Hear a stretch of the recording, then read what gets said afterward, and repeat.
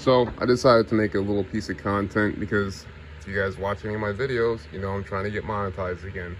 And I'm building an 82 Monte Carlo Lowrider in my tiny little one-car garage slash custom shop that's still kind of in progress. Don't judge me for the mess.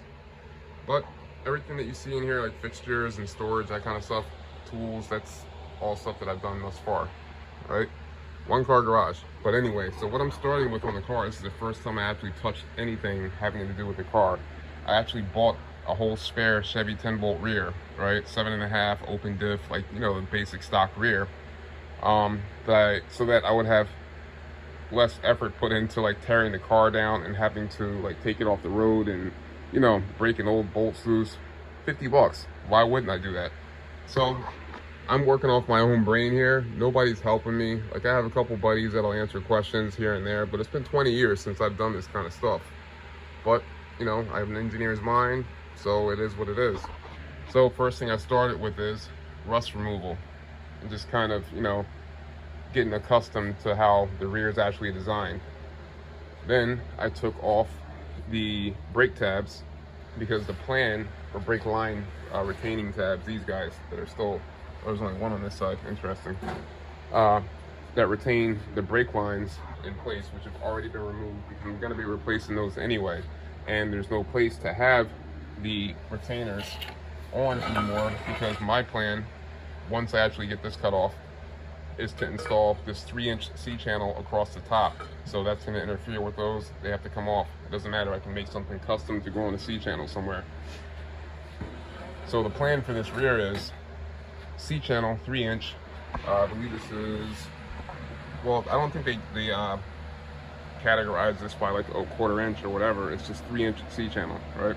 So that's going across the entire top, from the brake drum flange to the receiver on the pumpkin. Sorry, camera was off there.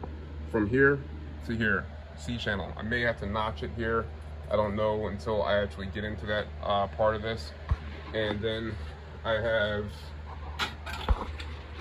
your standard triangulated lower truss.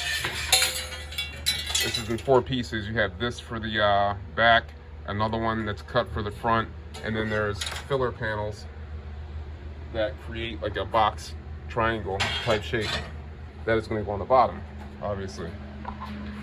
Then once this is all installed, Powerballs will go right here, directly dead center of, it'll be in the same position as the original spring purchase here. And what I did to measure out where those are right now is I took a measurement from the flange to the dead center of where the current spring perch is, and that is 8 5/8 of an inch from this flange to dead center. And then I took another measurement from dead center to the input area of the pumpkin, and that is 9 1/4 inches from the flange. Well, I guess input, I should say.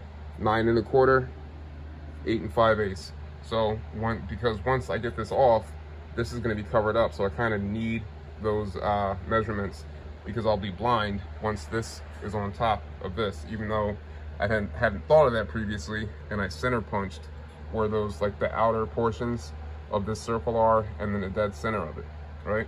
And I did that on both sides because I know some rears can have like a shorter side than the other. Never did this before, but you know, obviously this rear has an equivalent length for the axle tubes. So that's where I'm at with this. As far as removing the brake tabs, what I've done is use a little chisel and got underneath of it, lifted this up, and then took my buddy, Crazy Larry here, mean sledgehammer, short handle, and in about 4 hits, this little spot weld was gone and it's off. So after that, this is probably unnecessary. I'm sure there's way easier ways to do this than to be hitting this whole thing with all these little contours and details with a flap wheel. But that's what I did for now. I figured a wire brush or wire cup isn't really gonna get down in there and loosen this stuff up. And there's probably products out there like POR 15 from Eastwood, or you know, any kind of paint over rust kind of products that you can just spray over this thing. But that's not what I'm doing. It's what it is. Live and you learn, right? So anyway, if you want to follow this build, hit a follow or subscribe, leave a comment, leave a like, I appreciate you guys watching my videos. It means a lot because I'm really trying to like put effort into quality content about my lowrider build. So appreciate you guys. Be sure to check out the last couple of videos I uploaded. Useful stuff for you guys who are doing it yourself. Peace.